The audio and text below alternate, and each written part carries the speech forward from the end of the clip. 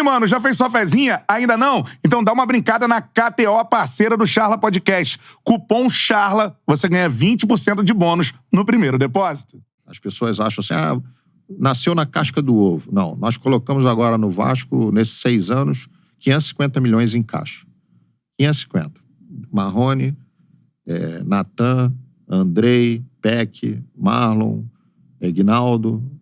Foram 550 milhões dentro do cofre do clube. Caramba, 550 milhões. 550 milhões em 6 anos. Então, se você tiver bons profissionais na base, pagando, investindo, né, você certamente vai ter retorno. Não tem como não ter retorno. Agora, não é fácil formar. Eu me lembro, e aqui não vai uma crítica, porque eu acho que isso é um processo de melhoria contínua, tá? Eu não estou mais lá, quem entrar tem que continuar melhorando o que foi feito, na minha opinião. Então, quando a gente entra, também a gente procura melhorar o que estava bom e procura fazer o que não era feito, enfim. Mas eu me lembro que o Vasco tinha vendido o Felipe Coutinho, se eu não me engano, em 2003. Se eu não me engano. E depois o Paulinho... Não, desculpe, 2013. 13, isso aí. Felipe Coutinho. Ele joga o Carioca ainda? Não, ele joga o Carioca em 2010. Não, 2010? 2010. Então ele é vendido logo depois. Acho que, se eu não me engano, ele é vendido em 2009 e em 2010 ele já tá vendido. Pode ser, porque ele vai com 18 anos. Isso. E só foi vendido depois. Teve o Douglas no meio do caminho, que eu não me lembro exatamente o valor, mas só foi vendido depois, com ênfase, o Paulinho em 2018. Ou seja, foram 5 anos. Isso era o normal no futebol, porque não precisava você ter grande trabalho de formação em clubes como Vasco, Flamengo, Corinthians. É osmose, vai chegando o jogador e os caras vão se formando ali. Então, esses que são exceções, eles vão se formar. Porque eles são bons jogadores, eles são focados naquilo que eles querem. Então, não precisa ter um grande trabalho de formação. Quando eu cheguei em 2018, o que eu disse? A gente tem que ter uma linha de produção.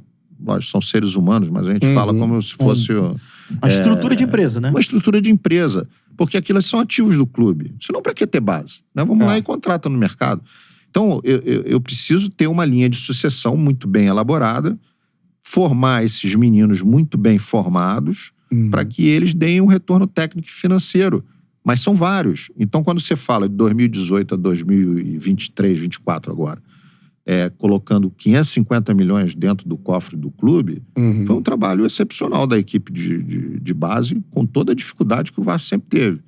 Falta de estrutura, falta de dinheiro. E garotos tendo que subir na fogueira também. Foi por conta do recurso humano. Porque é o que eu sempre coloco. Recurso humano tem que ser muito bom. Processo tem que ser muito bem elaborado. E aí você vai conseguir formar. Não tem a infraestrutura ideal? Não tem, mas... Pô, 2018 eu ouvia todo mundo reclamar no Vasco. Porque é salário atrasado, porque é isso, porque é aquilo, não sei o quê, tal. E tinha um rapaz que entrava na reunião todo dia, mas isso aí não vai dar pra fazer não, porque não tem bola suficiente. Isso aí não vai dar pra fazer não, porque não tem rede. Eu falei, meu irmão, faz uma rede com saco de batata, faz bola de meia, mas a gente vai fazer, pô. Resolver o problema, vamos resolver, né? vamos realizar. Né? Com toda dificuldade, vamos realizar. Eu acho que a gente realizou, acho que a gente entregou um bom resultado pro clube, entendeu? E a equipe de trabalho, eu falo a equipe de trabalho, que era muito boa, tá? Então, assim, eu acho que foi positivo, mas dá trabalho. Captação precisa ser feita lá embaixo, pô. Eu ouço muitos executivos de base falam, Brasil, você fica dando atenção a sub-9, sub-10. Dentro do clube você escuta isso, tá? Sub-9, sub-10, sub-11. Pelo amor de Deus, cara. Sub-10, sub-11, daqui a 5 anos tá lá no profissional. Sim. Daqui a 6 anos tá lá no profissional. Não importa se sou eu que vou estar aqui, não importa se sou eu que se eu morrer no meio do caminho, se vai ter outra pessoa, não importa, pô. Eu tô trabalhando pro clube. Então a captação, ela tem que ser focada do sub-8 ao sub-12. Hoje você não consegue captar grandes jogadores no sub-14. Já tem contrato de formação, pô. Os clubes seguram. Já tem um gigante europeu monitorando também, né? Já tem um gigante europeu. E o governo já tá com um projeto para fazer contrato de formação com 12 anos, pô. Então, quando fizer contrato de formação com 12 anos, aí mesmo que a captação tem que ser lá embaixo. Com 6, 7 anos, você já tá pegando, entendeu? Porque senão você não consegue formar, pô. Eu acho muito interessante você falar assim, porque a base, eu acho, no Brasil, e a gente tem que ter até mais esses papos aqui no Charla, assim, ela é muito...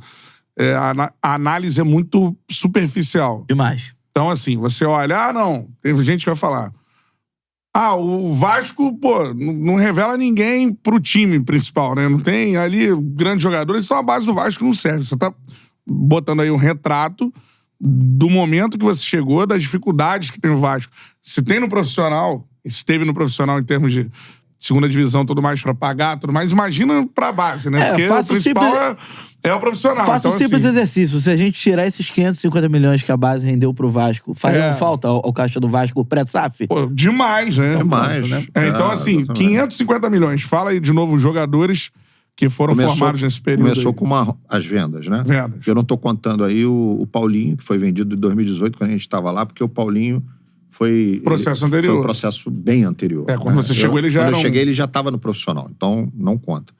Mas a partir do que a gente estava, que ficou com a gente um ano ou mais, Marrone, Natan, Arthur, que foi pro Grupo City, né? Thales para os Estados Unidos. Thales Magno, teve aqui com a gente. Andrei, Egnaldo, Marlon agora e o Peck. Isso tudo gerou 550 milhões pro caixa do clube. do clube. Ainda tem mais a vir. Tem o Ryan, que tá lá, Sim. que é um jogador que vai ter um valor de mercado Em breve. Entendeu? O Eric Marcos, eu acredito também que vai ter um valor de mercado em breve. Então, assim, Marlon Gomes tem o foi Paulinho agora, né? no Sub-20, tem Leandrinho, o Marlon Gomes acabou de ir, foi né? vendido. Eu citei, né, o Marlon Gomes. Não, Citou. Então, assim, tem muitos meninos sendo formados. Agora, isso é um processo, tá certo? Você... desculpe se eu me alongar, vocês me cortam, tá? Fica à vontade. isso mesmo. Falar informação, a gente fica o dia inteiro conversando. Então, o que acontece? Você tem um processo. O processo, ele inicia, normalmente, aos 6 anos, dentro do clube. De 6 a 10, você trabalha...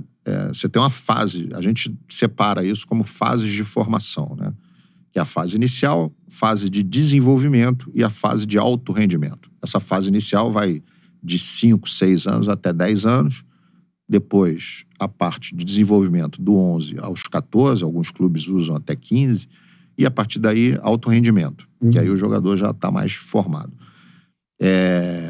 Na parte de 6 a 10, que é a parte inicial, você trabalha muito a parte de coordenativa. É muito lúdico, né? Você olha muito a parte técnica e coordenação. Sim. Você vai desenvolvendo ali mais a parte técnica, coordenação, fazer os meninos pegar na bola. Por isso o futsal é muito importante nessa transição. Mas porque o futsal você tem... o que se pratica no Campo Grande são várias quadras de futsal. Vamos dizer que não fosse futsal, fosse... tamanhos. Eu sou defensor e sonho com um dia a CBF regularizando a base do Brasil. Pô, Brasil, mas como é que você acha que tem que regularizar? Primeiro, você fazendo campos sucessivamente aumentando o número de jogadores. Começa com 4 jogadores na linha, como é o futsal. Daqui a pouco você bota 6, faz um fut 7, faz um fut 9 até chegar no 11.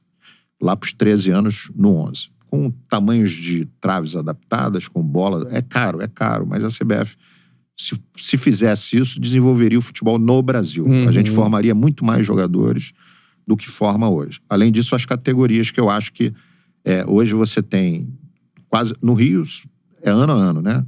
Você tem campeonato do Sub-7 até o Sub-20, mas quando chega no 20, você tem a categoria Sub-17 pula pro 20. Ou seja, você pega 3 anos ali de formação. Sim. Né? O ideal seria ter o Sub-18, o Sub-17, o Sub-19 e o Sub-21, como era na Europa. Porque aí o jogador pode maturar um pouco mais, aqueles que não maturaram até 20 anos, maturar até 21, que é outra questão que gera desperdício de talento também. Então, voltando ao que eu estava falando, você tem uma formação ali de 6 ao 10, você tem uma formação de desenvolvimento do 11 ao 14, que aí você já passa mais a trabalhar a parte tática, né?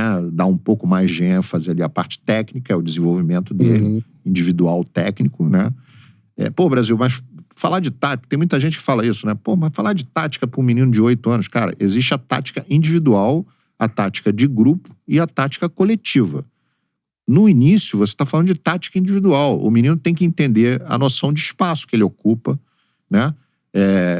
o futebol, apesar de ser 11 contra 11, você joga sempre em triangulação ou losango. São duas figuras geométricas, né? Triângulo e losango. Você não foge disso, mesmo no campo de 11 contra 11. Você vai ver que o time com posse de bola normalmente tem um losango formado e para defender normalmente tem um triângulo. Porque sempre tem 2 jogadores na sobra ali e tal. E com a bola você vai ver muito se fazer o losango dentro do campo, que são jogadores que dão um apoio, né? O jogo apoiado, que todo mundo fala. Então, isso tudo você vai desenvolvendo, desde pequeno. E essa tática individual é porque o menino, se você pegar um jogo de criança, pega uma bola, vai num sítio, num passeio, pega uma bola e bota um monte de criança de 7, 8 anos, eles vão correr tudo atrás da bola. Pô. Então é por isso que eles precisam ter a noção de tática individual. Posicionamento, onde é que eles se colocam, como é que o jogo transcorre. E aí entra um menino para fazer um teste no clube com 12 anos. E aí o pai fala assim, pô, mas esse menino lá no condomínio joga pra caramba. Só que ele vai pegar com meninos que estão no clube desde 7 anos sendo formados. A chance dele passar é muito pequena. Muito pequena, porque ele perdeu esse tempo de formação. Fazendo analogia com a escola, é a mesma coisa que ele não estudou desde 7 anos e entrou na escola com 12, direto na série do menino lá que tá com 12. Vai ter problema, não vai? Sim, exatamente. É a mesma coisa é o futebol. É a mesma coisa. Com raríssimas exceções. Agora, qual é, meu parceiro? Curtiu esse corte que você acabou de ver? Então se inscreva no Charla pra dar uma moral pro melhor podcast de esportes do Brasil. Tamo junto.